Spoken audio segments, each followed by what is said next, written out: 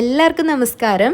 ഇന്ന് ഷെയർ ചെയ്യുന്നത് മിക്കവാറും പേർക്ക് അറിയുന്ന റെസിപ്പി ആയിരിക്കും. നല്ല പെർഫെക്റ്റ് ആയിട്ട് നല്ല ക്രിസ്പി ആയിട്ടുള്ള ദോശ ഉണ്ടാക്കാൻ എങ്ങനെയാണ് മാവ് തയ്യാറാക്കേണ്ടതെന്നും അതിൻ്റെ കൂടെ സിമ്പിളായിട്ട് കൂട്ടാൻ പറ്റുന്ന ഒരു ചമ്മന്തിയാണ്. ചമ്മന്തി ഒരു സ്പെഷ്യൽ ചമ്മന്തിയാണ്. 1-2 ഇൻഗ്രീഡിയൻസും കൂടി ചേർത്താൽ നല്ല സിമ്പിളാണെങ്കിലും നല്ല ടേസ്റ്റിൽ നമുക്ക് ചമ്മന്തി ഉണ്ടാക്കാം. അപ്പോൾ എങ്ങനെയാണ് ചെയ്യുന്നതെന്ന് നോക്കാം. ഈ ഒരു ചമ്മന്തി നമുക്കൊരു 4 പേർക്ക് സെർവ് ചെയ്യാം. ദോശയാണെങ്കിൽ ഒരു 5 പേർക്ക് 4 എണ്ണം വീതമൊക്കെ നമുക്ക് ഉണ്ടാക്കിയെടുക്കാൻ പറ്റുന്ന അളവിലാണ് തയ്യാറാക്കിയിട്ടുള്ളത്. ദോശ തയ്യാറാക്കാൻ വേണ്ടി 3 കപ്പ് പച്ചരി 8 മണിക്കൂറെങ്കിലും തലേന്ന് കുതിർത്തി വെക്കണം. ദോശയുടെ ഇഡ്ഡലിയുടെയൊക്കെ ടേസ്റ്റ് ഉണ്ടാകുന്നത് നമ്മൾ എടുക്കുന്ന അരിയുടെ ക്വാളിറ്റിയും കൂടി ഡിപ്പെൻഡ് ചെയ്യും. അപ്പോൾ നല്ല അരി നോക്കിയെടുക്കുക, നല്ല പച്ചരി എടുക്കാം. പച്ചരി 8 മണിക്കൂറെങ്കിലും മിനിമം കുതിർത്തി വെക്കണം. ഒരുപാട് ഓവറായിട്ട് ഒരു 2 ദിവസവും കുതിർത്തി വയ്ക്കാൻ പാടില്ല. 8 മണിക്കൂർ മുതൽ 12 മണിക്കൂറൊക്കെ മാത്രം കുതിർത്തിയ പച്ചരി ഉപയോഗിച്ചിട്ടാണ് ഈ ഒരു ദോശ തയ്യാറാക്കുന്നത്. 3 കപ്പ് അരി എടുത്തപ്പോൾ 1.25 കപ്പ് ഉഴുന്നെടുത്തിട്ടുണ്ട്. ഉഴുന്നും നന്നായി കഴുകി വൃത്തിയാക്കിയതിന് ശേഷം ഇതുപോലെ തന്നെ 8 മണിക്കൂർ കുതിർത്തി വെച്ചതാണ്. സെപ്പറേറ്റായി കുതിർത്തി വെക്കുന്നതാണ് നല്ലത്. ഇതിലേക്ക് 1 കപ്പ് ചോറ് കൂടി എടുത്തു വെക്കാം. ഏത് ചോറ് വേണമെങ്കിലും എടുക്കാം, വെന്ത ചോറായിരിക്കണം. ഇനി മിക്സിയുടെ വലിയ ജാറിലേക്ക് ചോറിട്ട് കൊടുക്കാം. നമ്മൾ ഈ ഒരു മട്ടരി ചോറ് ചേർക്കുന്നതുകൊണ്ട് ഒരുപാട് കളർ വ്യത്യാസമൊന്നും വരില്ല. നോർമൽ ഇഡ്ഡലി പോലെ തന്നെ ഉണ്ടാവും. വൈറ്റ് ചോറിട്ടാൽ കുറച്ചും കൂടി നല്ല വൈറ്റ് ഇഡ്ഡലി കിട്ടും.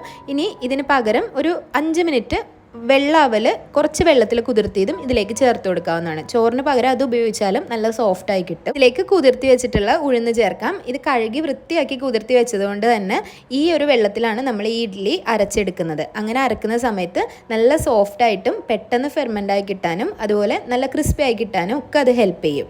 ഇതിലേക്ക് ഒരു 1/2 കപ്പ് വെള്ളം ഒഴിച്ചു കൊടുക്കുക. ആവശ്യത്തിന് മാത്രം ഒഴിക്കുക. ആ ഒരു ഉഴുന്ന് നന്നായി ഒന്ന് പൊന്തി നിൽക്കാൻ പാകത്തിന് വെള്ളം ഒഴിച്ചു കൊടുത്ത് നല്ല പേസ്റ്റ് പോലെ അരച്ചെടുക്കാം.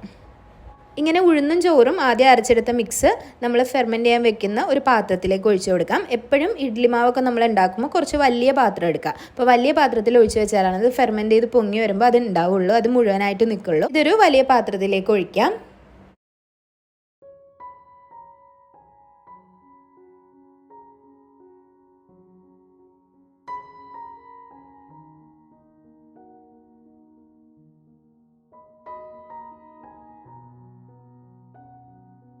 ഇനി ഇതിനാവശ്യമായിട്ടുള്ള അരി അരച്ചെടുക്കാം. അരിയും നന്നായി കഴുകി വൃത്തിയാക്കി കുതിർത്ത് വെച്ചതുകൊണ്ട് അരി കുതിർത്തി അതേ വെള്ളം ഉപയോഗിച്ചിട്ട് തന്നെയാണ് ഞാൻ അരച്ചെടുക്കുന്നത്.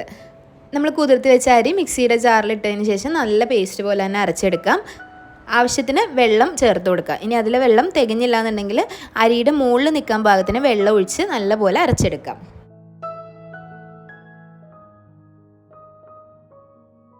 അരച്ച അരിമാവ് ഇതിലേക്ക് ചേർത്ത് കൊടുത്ത് ഒരു തവി ഉപയോഗിച്ചിട്ട് നല്ലപോലെ ഇളക്കി കൊടുക്കാം.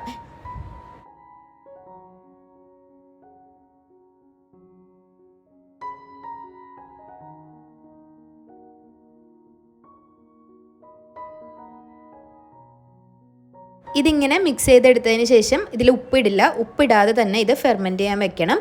ഏകദേശം ഒരു ഓവർനൈറ്റൊക്കെ വെച്ചാൽ രാവിലെ ആകുമ്പോൾ നല്ലപോലെ പൊന്തി കിട്ടും. ഏറ്റവും കുറഞ്ഞത് ഒരു 8 മണിക്കൂറെങ്കിലും ഇത് ഫെർമെൻറ്റ് ചെയ്യാൻ വെക്കണം. അതുപോലെ ഈ ഒരു മാവ് അരച്ചതിന് ശേഷം ഒഴിച്ചിട്ട് നല്ലപോലെ ഇളക്കിയെടുക്കാൻ മറക്കരുത്.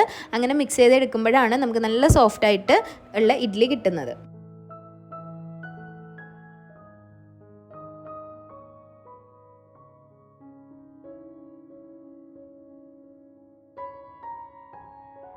ഒരു ഓവർനൈറ്റ് വെച്ച ശേഷം ഇഡ്ഡലി മാവ് നല്ല പോലെ പൊന്തി വന്നിട്ടുണ്ട്. നല്ല സോഫ്റ്റായി നല്ല പൊന്തിയിട്ടുണ്ട്. ഈ മാവ് വെച്ചിട്ടാണ് നമ്മളിന്ന് ദോശ തയ്യാറാക്കാൻ പോകുന്നത്. പിന്നെ തയ്യാറാക്കി വെക്കുന്ന മാവ് നിങ്ങൾക്ക് 2-3 ദിവസമൊക്കെ ഫ്രിഡ്ജിൽ വെക്കണം എന്നുണ്ടെങ്കിൽ ഉപ്പിടുന്നതിന് മുമ്പ് തന്നെ ഒരു എയർ ടൈറ്റ് ആയിട്ടുള്ള ഒരു പാത്രത്തിലേക്ക് കുറച്ചെടുത്ത് മാറ്റിയിട്ട് ഫ്രിഡ്ജിൽ വെക്കുക. അപ്പോൾ മാവ് ഒരുപാട് പുളിച്ച് പോവില്ല. ആവശ്യത്തിനുള്ള മാവ് മാത്രം എടുത്ത് ഉപ്പിട്ട് യൂസ് ചെയ്യാം. നന്നായി ചൂടാക്കിയിട്ടുള്ള ഒരു ദോശത്തവയിൽ ഒഴിച്ചിട്ട് ദോശ തയ്യാറാക്കിയെടുക്കാം.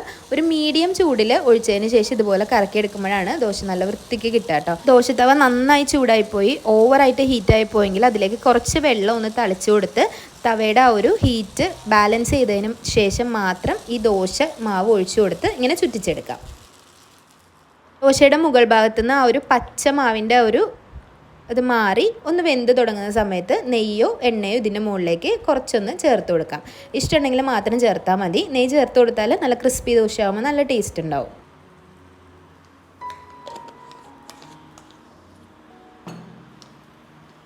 ഒരു 1-2 മിനിറ്റിന് ശേഷം ഈ ദോശയുടെ സൈഡെല്ലാം വിട്ട് വന്നിട്ടുണ്ടാവും. വിട്ട് വരുന്ന സമയത്ത് ഇത് നമുക്ക് എടുക്കാവുന്നതാണ്. ആവശ്യത്തിന് എത്രയാണോ ക്രിസ്പിനെസ് വേണ്ടത്, എത്രയാണോ മുരിയേണ്ടത്, അതനുസരിച്ച് നമുക്ക് ദോശ എടുക്കാം.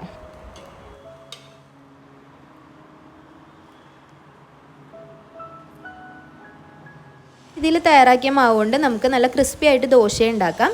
അല്ലാതെ ചെറിയ തട്ട് ദോശകളായിട്ട് ഉണ്ടാക്കിയാലും നല്ല സോഫ്റ്റ് ആയിട്ട് തന്നെ ഉണ്ടാവും. ക്രിസ്പി ആയിട്ട് ഉണ്ടാക്കിയെടുക്കുമ്പോൾ നല്ല മൊരിഞ്ഞിട്ടും കിട്ടും. അതുപോലെ ഇതുപോലെ ഉണ്ടാക്കിയെടുക്കുമ്പോൾ നല്ല സോഫ്റ്റായും കിട്ടും. ഇങ്ങനെയുള്ള കുട്ടി ദോശ ഉണ്ടാക്കുമ്പോൾ മുകൾ ഭാഗം എന്തായാലും ഒന്ന് മറിച്ചിട്ട് ഒരു 30 സെക്കൻഡ് വയ്ക്കുക. അതിനുശേഷം നമുക്ക് എടുത്ത് സെർവ് ചെയ്യാം.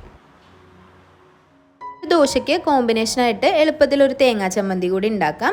ഒരു മിക്സിയുടെ ജാറിലേക്ക് ഒരു 1.5 കപ്പ് ചിരവിയ തേങ്ങ ചേർത്ത് കൊടുക്കാം. 3-4 ചെറിയുള്ളി ചേർക്കാം. ഒരു പച്ചമുളക് ചേർക്കാം. നിങ്ങളുടെ എരിവിനനുസരിച്ച് 1 മുതൽ ഒരു 3 എണ്ണം വരെയൊക്കെ ആവാം കേട്ടോ. എരിവ് കൂടുതൽ വേണം എന്നുള്ളവർക്ക് ഒരെണ്ണമാണ് ഒരു മീഡിയം എരിവ് ഉണ്ടാവുക. ഇനി ഇതിലേക്ക് ഒരു ടേസ്റ്റിന് വേണ്ടി അല്ലെങ്കിൽ ഒരു ഫ്ലേവറിന് വേണ്ടി ഒരു 2 തണ്ട് പുതിനയില ചേർക്കാം. ഒരു 2 ടേബിൾ സ്പൂൺ കാഷ്യൂനട്ട് ചേർക്കാം. ഇതിന് പകരം കപ്പലണ്ടി അല്ലെങ്കിൽ നിലക്കടലയും ചേർക്കാം. ഒരു 1/2 ടീസ്പൂൺ ഉപ്പ് ചേർക്കാം. ചെറിയൊരു പുളി കിട്ടാൻ വേണ്ടി 2 ടേബിൾ സ്പൂൺ തൈര് ചേർക്കാം. നിങ്ങൾക്ക് കട്ടത്തൈര് ഉണ്ടെങ്കിൽ അതും ചേർക്കാം. ഇനി ഇതിലേക്കൊരു 1/2 കപ്പ് വെള്ളം കൂടി ഒഴിച്ച് ഇതൊന്ന് അടിച്ചെടുക്കാം.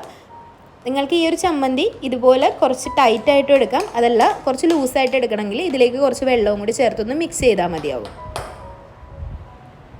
ഒരു തടുക്ക ചൂടാക്കി 2 ടേബിൾ സ്പൂൺ വെളിച്ചെണ്ണ ഒഴിച്ച് 1/2 ടീസ്പൂൺ കടുകും 2 വറ്റൽമുളകും 2 തണ്ട് കറിവേപ്പിലയും കൂടി ഇട്ട് താളിച്ച് ഈ ചമ്മന്തിയിലേക്ക് ഒഴിച്ചു കൊടുക്കാം.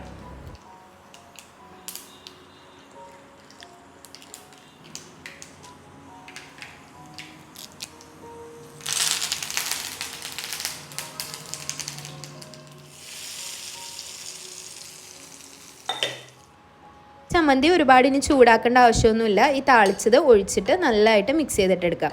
ഈ ഒരു ദോശയുടെ കൂടെയും നല്ല സോഫ്റ്റ് ആയിട്ടുള്ള ഇഡ്ഡലിയുടെ കൂടെയൊക്കെ നല്ല കോമ്പിനേഷനാണ്. അപ്പോൾ ഈ ഒരു ചമ്മന്തി ഇതുവരെ ട്രൈ ചെയ്യാത്തവരുണ്ടെങ്കിൽ ട്രൈ ചെയ്ത് നോക്കുക, അഭിപ്രായങ്ങൾ അറിയിക്കുക.